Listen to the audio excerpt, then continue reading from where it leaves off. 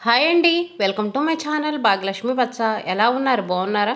నేను కూడా చాలా బాగున్నానండి. స్కూలు హడావుడ్లు మొదలైనవి కదండి. పిల్లల నిద్ర లేపడం కూడా పెద్ద టాస్క్ మనకి. ఉదయం నిద్ర లేవమంటే అస్సలకి లెగవరు. స్కూల్ లేనప్పుడేమో 7 గంటల దాకా 8 గంటల దాకా నిద్రపోయేవాళ్ళు. ఇప్పుడు స్కూళ్ళు స్టార్ట్ అయినాయి కదండి. 6 గంటలకు నిద్ర లేవాలంటే మాత్రం వాళ్ళకి అబ్బా ఎంత కష్టంగా ఉందో. మా అబ్బాయిని 6 గంటల నుంచి నిద్ర లేపుతామంటుంటే 6:30కి 7కి అలా నిద్ర లేస్తాడండి. ఒక అరగంట సేపు నిద్ర లేపుతా ఉండాలి వాళ్ళని. పల్లెటూరు అయినా సరే మేము బయట అస్సలు పడుకోమండి. బయట దోమలు ఎక్కువగా ఉంటున్నాయి. ఫ్యాన్ వేసుకున్నా సరే ఎక్కువ దోమలుగా ఉంటున్నాయండి. లేదనుకోండి దోమతెర కట్టుకోవాల్సి వస్తుంది. దోమతెర కట్టుకోవాలంటే మళ్ళీ కర్రలు అన్నీ తీసుకెళ్ళి కట్టుకోవటం, ఉదయం లేచి వాటన్నిటిని తీయటం కష్టంగా ఉండిద్దిలని మేము ఇంట్లోనే పడుకుంటున్నాము. ఇంట్లో కూలర్ పెట్టుకొని పడుకుంటామండి. కూలర్ పెట్టుకోవటం వల్ల బాగా చల్లగా ఉంటుంది. నైట్ పడుకునేటప్పుడు కిటికీలన్నీ ఓపెన్ చేస్తాం. కిటికీలు ఓపెన్ చేయటం వల్ల కూలర్ వేసుకున్నా కూడా జిడ్డు జిడ్డుగా బంకలుగా లేకుండా బాగా మంచి చల్లటి గాలి వస్తుంది. అందులో మాకు ఫ్యాన్ పాడైపోయిందండి. ఫ్యాన్ పాడైపోవటం వల్ల కూలరే వేసుకోవాల్సి వస్తుంది. ఉదయం సాయంత్రం 2 పూట్ల కూలరే వేసుకోవాల్సి వస్తుందండి. కూలర్లో ఎన్ని నీళ్లు పోయాల్సి వస్తుందో. ఉదయం పూట పోస్తున్నాను, మళ్ళీ సాయంత్రం పోస్తున్నాను, నైట్ పడుకునేటప్పుడు పోస్తున్నానండి. 3 సార్లు కూలర్లో నీళ్లు పోస్తున్నాను. కూలర్లో నీళ్లు లేవనుకోండి కూలర్ పాడైపోయింది, గరా గరా సౌండ్ వచ్చింది. అసలే చిన్న గది, ఇందులో మంచము, కూలరు, కుర్చీలు అన్నీ ఉంటాయి. మంచం తీసి బయట పెట్టాలన్నా, ఇంట్లోకి మంచం తీసుకొని వచ్చి వేసుకోవాలన్నా కూడా కష్టంగా ఉండిద్దండి. అన్నీ అడ్డం అడ్డం తగులుతూ ఉంటాయి. మంచం బయట పెడుతుంటే చూడండి కూలర్కి తట్టుకొని కూలర్ వచ్చేస్తుంది. మేము ఎండాకాలమైనా చలికాలమైనా సరే ఈ రగ్గులే కప్పుకుంటామండి. ఎండాకాలంలో ఏదో దుప్పట్లు తీసుకుంటాం కానీ మనం కప్పుకోం కదా, అసలే గాలి రాదు. ఇంకేదో అలవాటు చొప్పున ఇంకా నైటు దిండ్లు అవన్నీ వేసేటప్పుడు ఈ దుప్పట్లు కూడా వేస్తాను. చలికాలంలో మాత్రం ఈ రగ్గులు బాగా పనిచేస్తాయండి. చలిని మాత్రం బాగా ఆపుతాయి.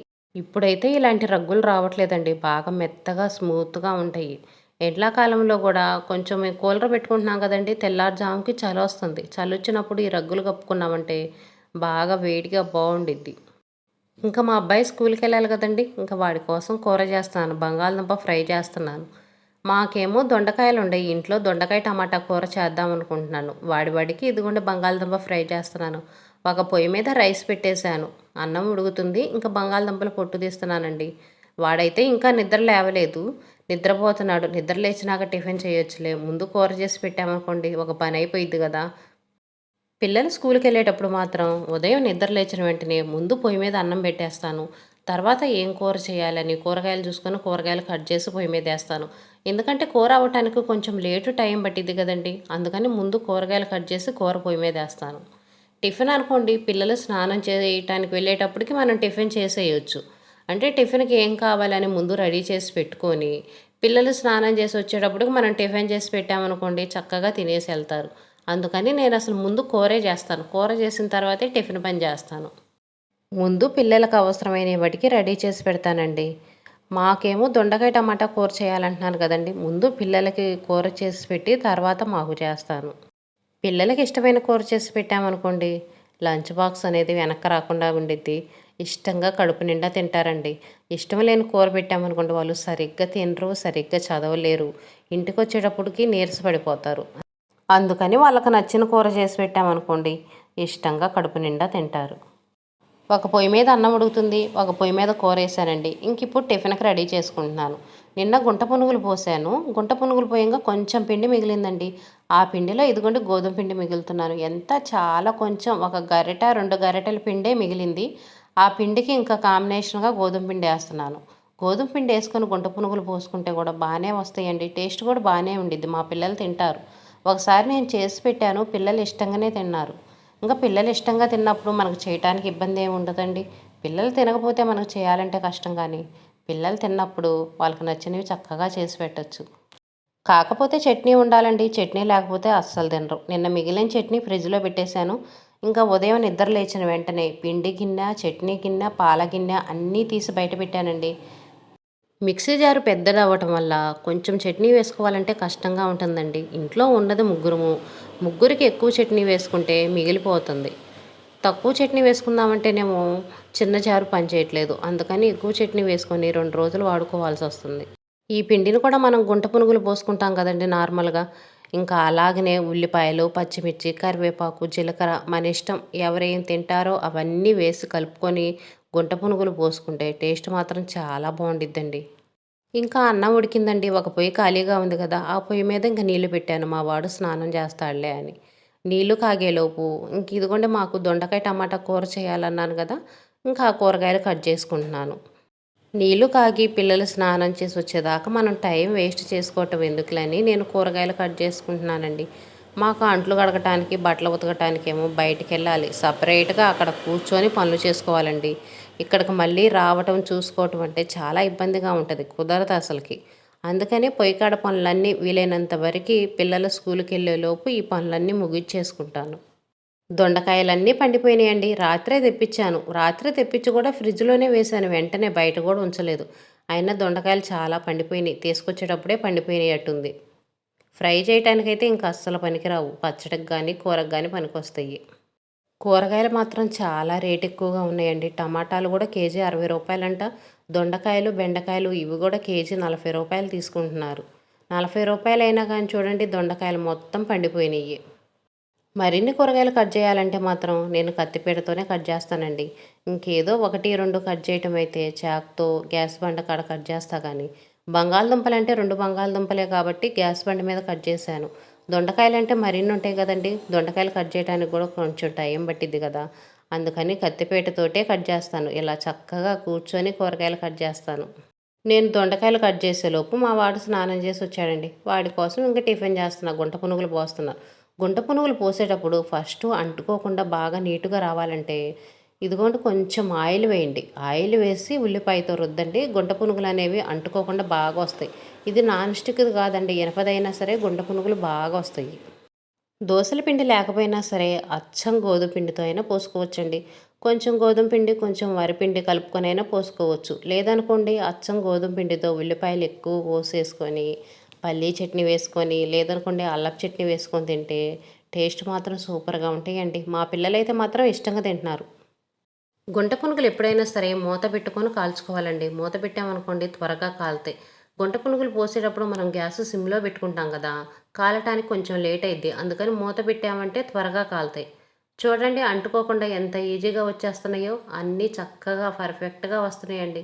అసలు నార్మల్ పిండి కంటే ఇవే ఈజీగా వస్తున్నాయి అనిపిస్తుంది నాకైతే. అస్సలు అంటుకోవట్లేదండి. స్పూన్‌తో చూడండి ఇలా పెట్టి పెట్టగదలకి లేచి వచ్చేస్తున్నాయి.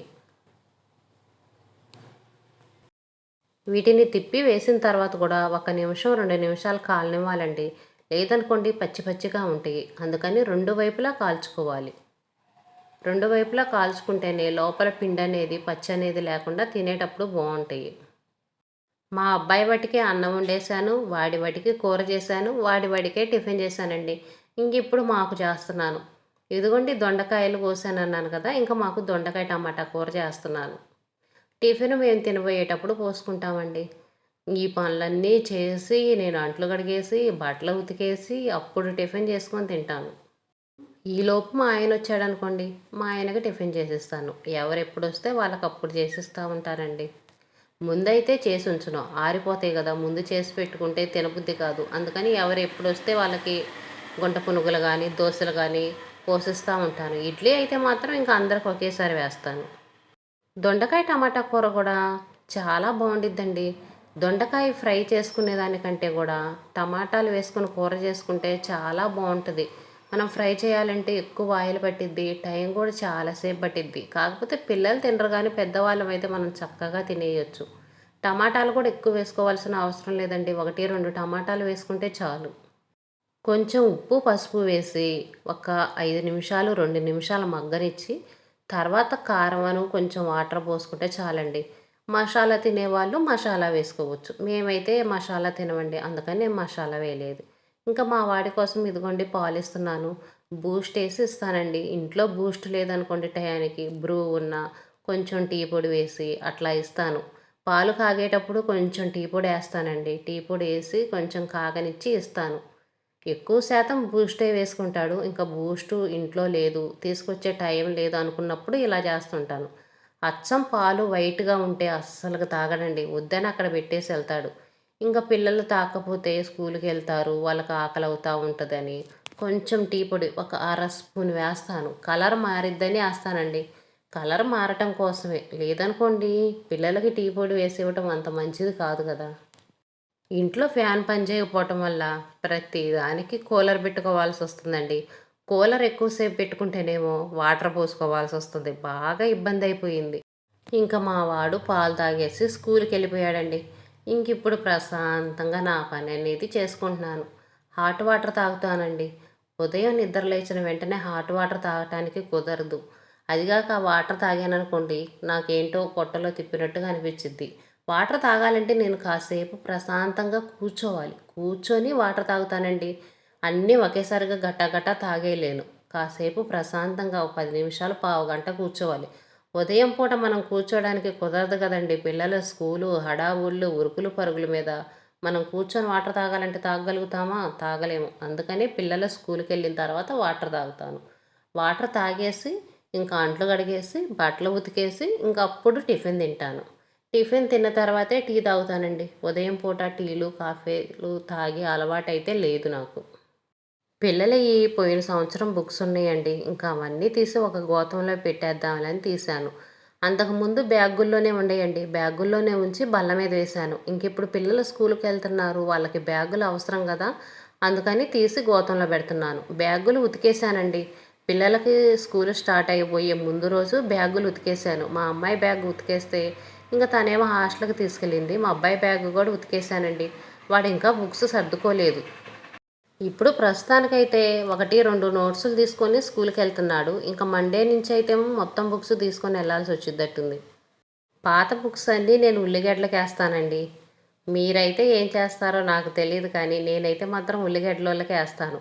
ఇంక వీటిని ఇప్పుడు వెంటనే వేయనండి. 1 నెల 2 నెలలు ఉంచుతాను. ఎవరన్నా అవసరమైతే అడుగుతారేమో, లేదనుకోండి పిల్లలకి ఏమన్నా అవసరం అయితే ఏమోనని గోతంలో పెట్టేసి 1 నెల 2 నెలలు ఉంచుతాను. తర్వాత ఇంకా మధ్యలో అమ్మేస్తాను. ఇంకెవరికి అవసరం లేదు, ఇవి ఉపయోగపడవు అనుకున్నప్పుడు అమ్మేస్తాను. మా అబ్బాయిని వాళ్ళ టీచరు ఒక ఇంగ్లీష్ పుస్తకం తెచ్చుకోమందంటండి. అదేమో ఈ సంవత్సరం పుస్తకాల్లో ఇవ్వలేదు. పోయిన సంవత్సరం 6th చదువుకున్నారు కదండి, ఆ పిల్లల దగ్గర ఉండిద్దంట. ఆ పిల్లల్ని అడిగి తీసుకోమన్నారు. మనం ఎండాకాలం వచ్చిందిలే ఇంకా పిల్లలకి బుక్స్ పనికిరావులే అన్ని ఉల్లిగడ్డలు ఉడికేసామనుకోండి ఇంకా అవసరమైనప్పుడు మనకు రావు కదా. అందుకని నేను వెయ్యను. 2 నెలలు 3 నెలలు ఉంచుతాను స్కూలు స్టార్ట్ అయినాక. తర్వాత అమ్మేస్తాను. నోట్సులు కూడా ఇప్పుడు పిల్లలు రఫ్ నోట్సులుగా వాడుకుంటున్నారు. మనకు కూడా ఇంట్లో ఏమైనా రాసుకోవడానికి నోట్సులు అవసరమైతాయి కదండి. అందుకని కొంచెం కొత్తగా నోట్సులు వాడనివి సగం రాసి వదిలేస్తారు కదండి పిల్లలు. అవన్నీ 1, 2 నోట్సులు ఇంట్లో ఉంచుతాను. మనకి ఏమైనా అవసరమైనప్పుడు రాసుకోవడానికి ఉంటేలే అని. సరుకులు అవి రాసుకుంటాం కదండి. సరుకులు రాసుకోవటం మాత్రం తప్పనిసరిగా అందరికి పేపర్లు కావాలిగా. ఇదేనండి ఈరోజు వీడియో. వీడియో నచ్చితే లైక్ చేయండి, షేర్ చేయండి, సబ్స్క్రైబ్ చేసుకోండి. వీడియో ఎలా ఉందనేది కామెంట్స్ రూపంలో తెలియజేయండి.